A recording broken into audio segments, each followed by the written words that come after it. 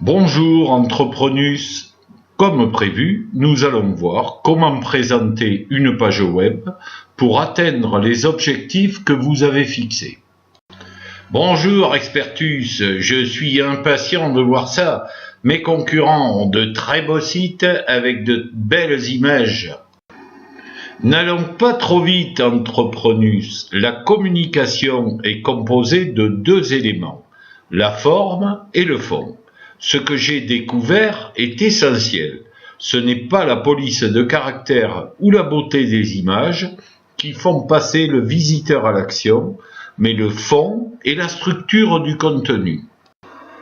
Vous êtes en train de me dire qu'il est plus important de bien rédiger le contenu de la page et de laisser tomber la mise en valeur de telle ou telle partie? Pas tout à fait. Il est bien évident que meilleure sera la présentation, meilleurs seront les résultats. Mais pour l'instant, laissons la forme pour plus tard et voyons une méthode qui régit le fond. Comment s'appelle cette méthode? Elle se nomme la méthode AIDA. Elle repose sur l'acronyme accroche, intérêt, désir, action. Vous connaissant, et si vous m'en parlez, c'est qu'elle doit présenter un réel intérêt. Le plus intéressant dans cette méthode, c'est la chronologie de la démarche. Premièrement, attirer l'attention du lecteur par une accroche. Deuxièmement, susciter l'intérêt de poursuivre la lecture. Troisièmement, de créer le désir d'acheter le produit. Quatrièmement, inciter le lecteur à l'action.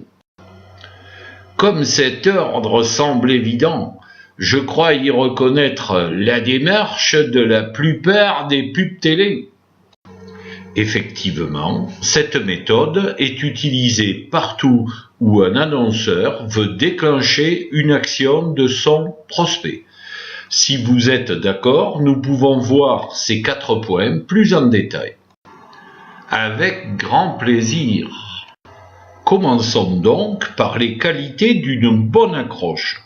Elle doit être vite lue, maximum 15 à 20 mots, éveiller et retenir l'attention du lecteur, susciter l'envie de poursuivre la lecture, présenter le bénéfice client principal. Qu'entendez-vous par bénéfice client? Je me doutais que vous alliez me poser cette question. J'ai commencé quelques recherches sur Googlus. Le sujet est vaste et demande de nombreuses précisions. Notre prochaine discussion portera sur ce point. Vous avez raison, ne nous éparpillons pas. Passons au deuxième point de notre méthode. Que doit-on faire pour susciter l'intérêt à poursuivre la lecture? Donner l'envie d'en savoir plus, exposer le contenu précis de votre offre, insister sur le caractère exceptionnel, dévoiler l'intérêt réel de votre offre. Dans la foulée, voyons le troisième point. Que doit-on faire pour créer le désir, argumenter et défendre votre proposition, déclencher le désir d'acheter, donner des preuves tangibles qui rassurent le lecteur, rassurer le visiteur sur son intuition de passer à l'action. Arrivé à ce stade, il est certain que le prospect est intéressé, séduit et convaincu. Et oui, ce n'est donc pas le moment de le perdre. Voyons le quatrième point et incitons notre visiteur à passer à l'action immédiatement. Invitez-le à poursuivre le dialogue par téléphone, fax, email. Offrez un cadeau ou un avantage supplémentaire à durée limitée. Facilitez-lui le passage à l'action. Dites-lui et redites-lui ce que vous attendez de lui.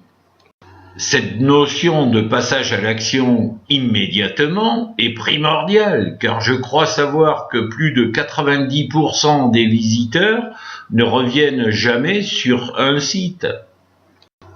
Je ne sais pas si ce pourcentage est exact, mais il semble correspondre à la réalité. Dans notre prochaine causerie, nous verrons une autre méthode qui permet de découvrir les bénéfices clients. Serez-vous toujours là? Bien entendu.